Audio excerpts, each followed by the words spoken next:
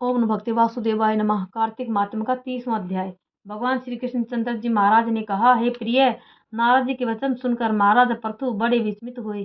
अंत में उन्हें नारद जी का पूजन करके उनको विदा किया। इसी कारण माघ, कार्तिक और एकादशी ये 3 व्रत मुझे अत्यधिक प्रिय हैं। वनस्पतियों में तुलसी, महीनों में कार्तिक, तिथियों में एकादशी और क्षेत्र में श्री द्वारका जी मुझे बहुत प्रिय हैं। जो प्राणी जितेंद्रिय होकर इनका सेवन करता है वह यज्ञ करने वाले प्राणियों से भी मुझे अधिक प्रिय होता है। जो प्राणी विधि विधान से इनकी सेवा करते हैं उनके अनुग्रह से सभी पाप दूर हो जाते हैं।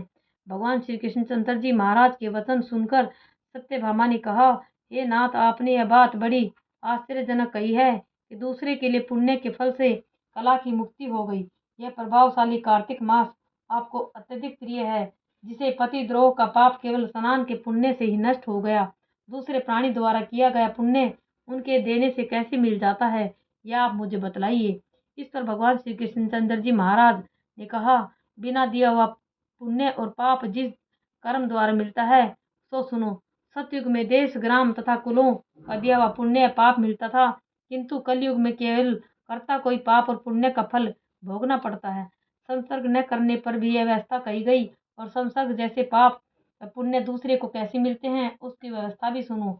पढ़ाना, यज्ञ कराना और एक साथ भोजन करने से पाप पुण्य का आधा फल मिलता है। एक आसन पर बैठने तथा एक सवारी चढ़ने से, श्वास के आने जाने से पुण्य व पाप का चौथा भाग प्राणी मात्र को मिलता है। स्पर्श करने, भोजन करने, दूसरे की स्तुति करने से पुण्य और पाप का 6वां भाग मिलता है। दर्शन करने, सुनने तथा ध्यान करने से मनुष्य को पुण्य और पाप का 10वां अंश मिलता है। दूसरे की निंदा, चुगली और धिक्कार करने से उसका 100वां भाग मिलता है। पुण्य करने वाले मनुष्यों की जो कोई सेवा करता है वह सेवा का भाग लेता है और अपना पुण्य उसे दे देता है। स्त्री, नौकर और शिष्य के अतिरिक्त जो मनुष्य दूसरे से सेवा करवा कर उसको पैसा नहीं देता तो वह सेवक उसके पुण्य का भागी होता है। पंक्ति में बैठे हुए भोजन करने वालों की पत्तल जो व्यक्ति लांघता है वह उसको, जिसकी की पत्तल उसने लांघी है, अपने पुण्य का 6वां भाग देता है। स्नान तथा ध्यान आदि करते हुए मनुष्य से जो व्यक्ति बातचीत करता है या उसे स्पर्श करता है वह अपने पुण्य का 6वां भाग उसे दे डालता है। जो मनुष्य धर्म के कार्य के लिए दूसरों के लिए धन मांगता है वह पुण्य का भागी होता है। ठीक उसी प्रकार जिस प्रकार दान करने वाला पुण्य का भागी होता है। जो मनुष्य धर्म का उपदेश करता है पश्चात से श्रोता से याचना करता है वह अपने पुण्य का 6वां भाग उसे दे देता है।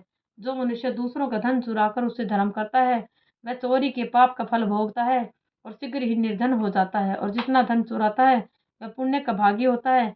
बिना ऋण के उतरे जो मनुष्य मर जाते हैं उनको ऋण देने वाले सज्जन पुण्य के भागी होते हैं। शिक्षा देने वाला, सलाह देने वाला, सामग्री को जुटाने वाला तथा प्रेरणा देने वाला, यह सब पाप और पुण्य के 6ठे भाग को प्राप्त करते हैं।